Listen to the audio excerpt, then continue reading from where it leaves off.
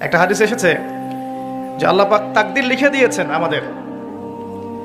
একটা মানুষ খারাপ কাজ করতে থাকে, করতে করতে করতে করতে এক পর্যায়ে তাকদিরের লিখনই তার উপর বিজয়ী হয় এবং শেষ বয়সে গিয়ে সে ভালো কাজ করতে থাকে এবং ওই অবস্থায় তার মৃত্যু হয়, সে জান্নাতে চলে যায়।